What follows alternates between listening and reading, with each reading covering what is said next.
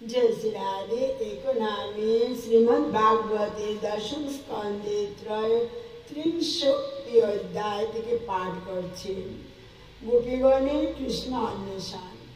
শ্রীল সুখদেব গোস্বামী বলেন, সহসা ভগবান কৃষ্ণ অন্তর্হিত হলে যুৎপত্তি আদর্শনে হস্তিনীদের মতো গোপীরাও তার আদর্শনে অত্যন্ত সন্তাপগ্রস্ত হলেন। গোপীরা বিভোর হৃদয়ে শ্রীকৃষ্ণের গমনভঙ্গে অনুরাগ হাস্য সবিলাস দৃষ্টিপাত মনোরম আলাপ কথাদির সঙ্গে আরও অন্যান্য লীলাবিলাসের কথা স্মরণ করছিলেন। এইভাবে রমাপতি কৃষ্ণের ভাবনায় মগ্ন হয়ে গোপীরা তার বিভিন্ন অপ্রাকৃত লীলার অনুকরণ করতে লাগলেন। যেহেতু কৃষ্ণপ্রিয়া গোপীগণ তাদের প্রিয়তম কৃষ্ণের ভাবনায় মগ্ন ছিলেন, তাদের দেহ তার গমন হাস্য অবলোকন আলাপ ও অন্যান্য বৈশিষ্ট্য সমূহের অনুকরণ করেছিলাম। কৃষ্ণাত্মিকা রূপে লীলাবিলাস সারিণে তারা একে অপরকে আমি কৃষ্ণ বলে জ্ঞাপক করছিলেন। উচ্চস্বরে কৃষ্ণের গান করতে করতে সমগ্র বৃন্দাবনের অরণ্য জুড়ে দলবদ্ধ উন্মত্ত নারীদের মতো তারা তাকে অন্বেষণ করতে লাগলেন। এমনকি তারা বৃক্ষগুলির কাছেও সকল জীবের পরমাত্মা সম অন্তরে ও বাহিরে আকাশবৎ উপস্থিত তার সম্বন্ধে অর্থাৎ শ্রীকৃষ্ণের সম্বন্ধে জিজ্ঞাসা করেছিলেন। গোপীরা বললেন, হে অশ্বতম, হে পলক, হে প্লক্ষ, হে নাগরাজ, তোমরা কি কৃষ্ণকে দেখেছ? নন্দ মহারাজের ওই পুত্র তার প্রেমময় দৃষ্টি ও হাস্য দ্বারা আমাদের মন হরণ করে প্রস্থান করেছেন। হে কুরুবক বৃক্ষম, হে অশোক, হে নাগ, হে কন্যাগ, হে চম্পক, যার হাস্য সকল মানিনী বনের দর্প হরণ করে বলরামের সেই কনিষ্ঠ ভ্রাতাকে এই পথ দিয়ে যেতে দেখেছ কি? হে পরম কল্যাণপ্রদ গোবিন্দের চরণ কমলের অত্যন্ত প্রিয় তুলসী, তোমাকে গলায় ধারণ করে ভ্রমরের দলের সঙ্গে তুমি কি অচ্যুতকে যেতে দেখেছ? হে মালতী, হে মল্লিকা, হে জাতি আর জ্যোতিকা, তার করস্পর্শ দিয়ে তোমাদের আনন্দ দিতে দিতে মাধবকে এই পথ দিয়ে গিয়েছে। হে অচ্যুত, হে চ্যুত, হে প্রিয়াল, হে পনস, হে আরস, হে কবিধার, হে জম্বু, হে অর্ক, হে বিল্ব, বকুল, আম্র, হে কদম্ব, নিপ এবং যমুনার উপকূলবর্তী পরার্থে জীবন ধারণকারী অন্যান্য বৃক্ষগণ আমরা গোপীরা আমাদের হৃদয়ে হারিয়েছি। তাই দয়া করে আমাদের বলো, কৃষ্ণ কোথায় গিয়েছেন? হে প্রীতি মাতা, ভগবান কেশবের পাদপদ্মের স্পর্শ লাভ করার জন্য তুমি কোনো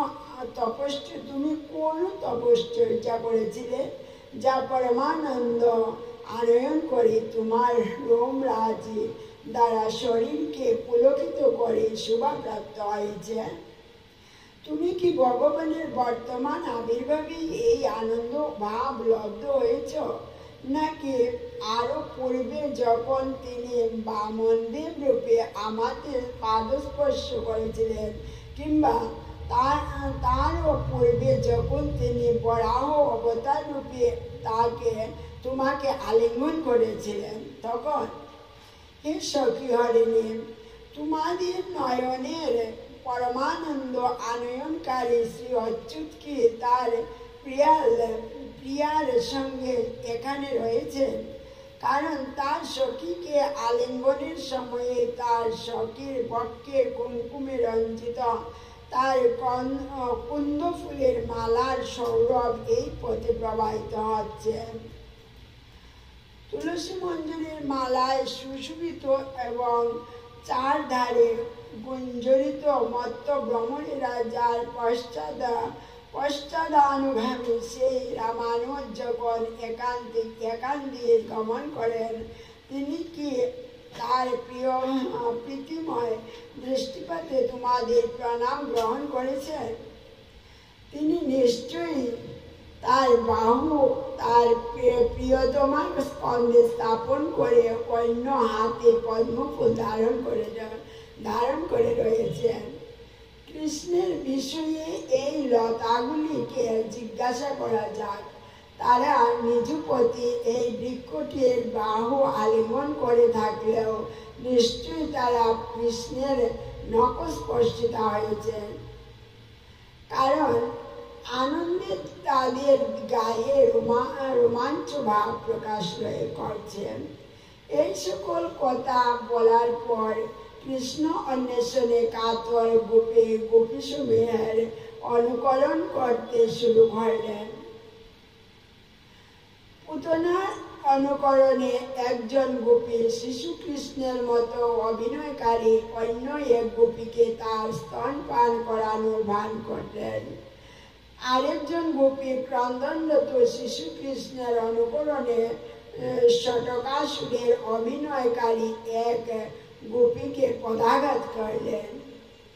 তৃণামূর্তের ভূমিকা গ্রহণ করে একজন গোপী শিশু কৃষ্ণের অভিনয়কারী অন্য একজনকে অপহরণ করলেন।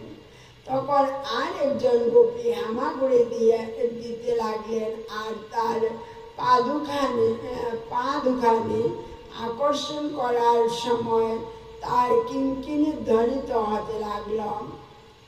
গোপ বালকদের ভূমিকা পালনকারী কয়েকজনের মধ্যে দুজন গোপী রাম ও কৃষ্ণের অভিনয় করলেন।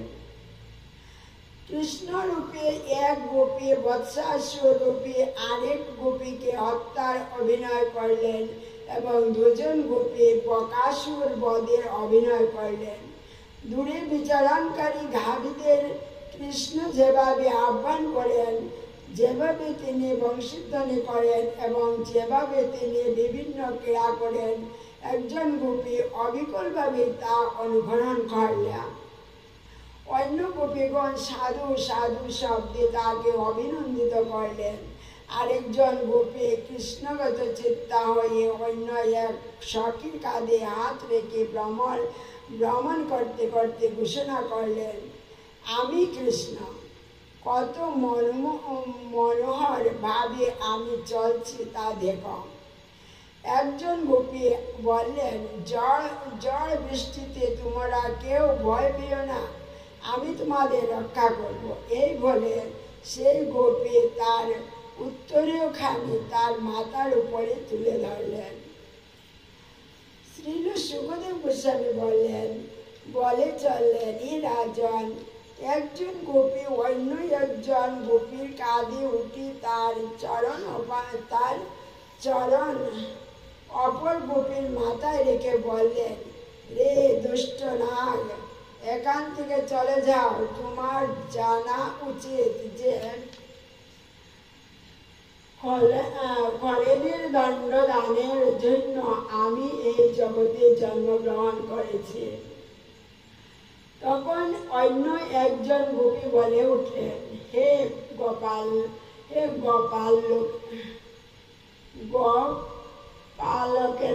গোপালকেরা, এই ভয়ঙ্কর দাবানলের দিকে লক্ষ্য করো, শীঘ্রই তোমাদের চক্ষু বন্ধ করো, আমি অনায়াসে তোমাদের রক্ষা করব। একজন গোপী তার এক তম্বে সঙ্গীকে ফুলমালা দিয়ে বন্ধন করে বললেন, এখন আমি এই বাণ্ডভঙ্গকারী মাখনচোর বালকটিকে বাঁধব। দ্বিতীয় গোপী তখন ভীত হওয়ার ভান করে তার সুন্দর নয়ন দুটি ও মুখ আচ্ছাদিত করলেন। এইভাবে গোপীরা যখন কৃষ্ণলীলা অনুকরণ করছিলেন এবং পরমাত্মা কৃষ্ণ কোথায় থাকতে পারেন বলে বৃন্দাবনের বৃক্ষলতাদের প্রশ্ন করছিলেন। তখন দৈবাত তারা বনের একটি কোণে তার পদচিহ্ন লক্ষ্য করলেন। এই সকল পদচিহ্নে দল, পদ্ম, বজ্র, অঙ্কুশ, জব প্রভৃতি চিহ্নগুলি পরিষ্কারভাবে নির্ণয় করছে যে সেগুলি সেই মহাত্মানন্দ মহারাজের পুত্রেরই পদচিহ্ন। তার পদচিহ্নের দর্শিত পদে গোপীরা কৃষ্ণের পথ অনুসরণ করতে লাগলেন। কিন্তু যখন দেখলেন সেই পদচিহ্ন তার অন্যতম প্রিয়তমার পদচিহ্নের সঙ্গে সংমিশ্রিত হয়েছে, তখন তারা আকুল হয়ে এইভাবে বলতে লাগলেন, এখানে আমরা কোনো গোপীর পদচিহ্ন দেখছি যে নিশ্চয়ই নন্দ মহারাজের পুত্রের সঙ্গে গমন করেছেন। ঠিক যেমন কোনো হস্তি তার সঙ্গে হস্তিনীর কাঁধের উপর তার সুর স্থাপন করে, কৃষ্ণ নিশ্চয় তার বাহুর দ্বারা স্কন্ধে স্থাপন করেছিলেন।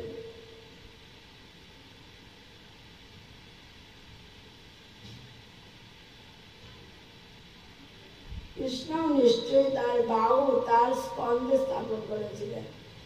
এই বিশেষে গোপী নিশ্চয়ই যথার্থভাবে সর্বশক্তিমান ভগবান গোবিন্দের আরাধনা করেছেন, তাই তার প্রতি অত্যন্ত প্রীতি হয়ে তিনি অবশিষ্ট আমাদের পরিত্যাগ করে তাকে নির্জন স্থানে নিয়ে গেছেন।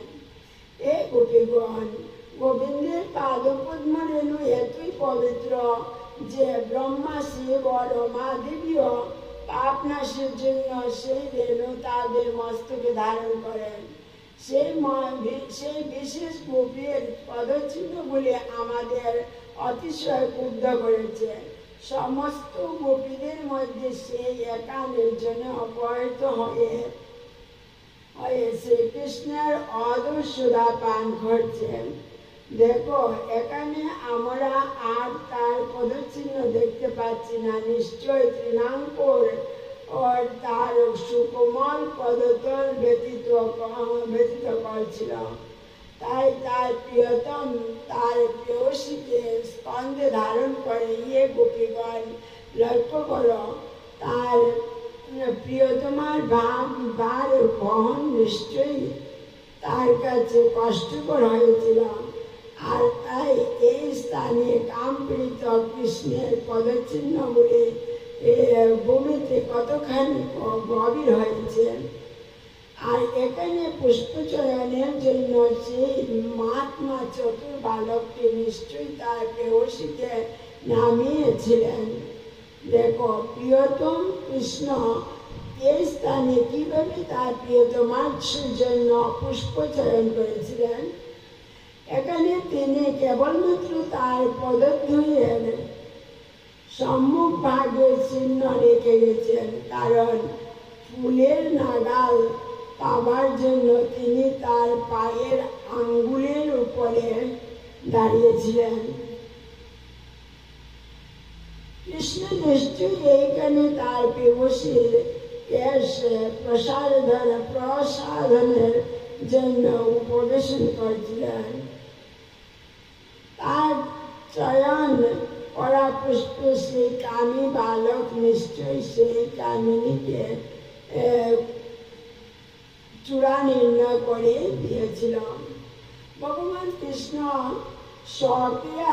স্বকীয় আত্মারাম ও স্বয়ং সম্পূর্ণ হওয়া সত্ত্বেও সাধারণ কামুক মানুষের দুর্দশা ও নারীদের দুর্দাত্মতা প্রদর্শনের জন্য সেই গোপীর সঙ্গে বিহার করতে করতে কৃষ্ণের বিবিধ লীলাসমূহের চিহ্ন দেখাচ্ছিলেন।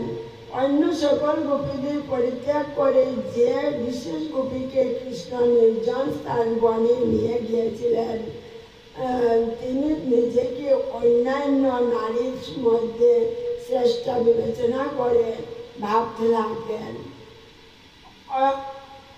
অন্যান্য গোপীরা কামবেগে সমাগতা হলেও আমার প্রিয়তম অন্য গোপীদের পরিত্যাগ করে কেবলমাত্র আমাকে গ্রহণ করেছে। বৃন্দাবন অরণ্যের এক অংশ দিয়ে প্রণয়ী যুগল যখন গমন করছিলেন, তখন সেই বিশেষ গোপী নিজের জন্য গর্ব অনুভব করেন। ভগবান কেশবকে বললেন, আমি আর হাঁটতে পারবো না, যেখানে তুমি যেতে চাও আমাকে বহন করে নিয়ে চলো। এইভাবে শুনে শ্রীকৃষ্ণ উত্তর দিলেন, আমার কাঁধে আরোহণ করো। কিন্তু এই কথা বলার সঙ্গে সঙ্গে তিনি অন্তরিত হলেন। তার প্রিয়তমা তখনই অনুতাপ করতে লাগলেন। তিনি ক্রন্দন ধরলেন, হে নাথ, হে রমন, হে প্রিয়তম, তুমি কোথায়? হে মহাবাহু, হে সখে, তোমার দিন দাসকে দয়া করে তোমার দর্শন দান করুন। জয় শ্রীরাম। শ্রী সুখদেব গোস্বামী বললেন, শ্রীকৃষ্ণের গমন পথ অন্বেষণ করতে করতে অদূরে তার প্রিয় বিরহ মোহিত দুঃখিতা সখীকে তারা দেখতে পেলেন। মাধব কিভাবে তাকে সম্মান প্রদান করেছিলেন, কিন্তু তার দৌরাত্ম্যবশত কিভাবে তখন তিনি অবমাননা ভোগ করলেন, তিনি তাদের সেই সব কথা বললেন। এই সমস্ত কথা শ্রবণ করে গোপীরা অত্যন্ত বিস্মিত হয়েছিলেন। অতঃপর চন্দ্রলোকে যতদূর দেখা যায় ততদূর পর্যন্ত গোপীগণ কৃষ্ণের অন্বেষণে বনের গভীরে প্রবেশ করলেন। কিন্তু তারা যখন অন্ধকারে নিমজ্জিত হলেন, তখন তারা নিবৃত হলেন। তখন শ্রীকৃষ্ণ গত চিত্ত তদালাপতা এবং তার লীলা অনুকরণ তদাত্মিকা গোপীগণ উচ্চস্বরে কৃষ্ণ গুণ গান করতে করতে তাদের নিজ নিজ গৃহের কথা সম্পূর্ণ বিস্মিত হলেন। গোপীগণ পুনরায় কালিন্দী তটে আগমন করে কৃষ্ণকে ভাবতে ভাবতে তার আগমন আকাঙ্ক্ষায় একত্রে উপবেশন করে তার গান করতে লাগলেন। জয় শ্রী রাধে। হরে কৃষ্ণ কৃষ্ণ কৃষ্ণ হরে হরে, হরে রাম রাম রাম হরে হরে। জয় জয় শ্রী রাধে।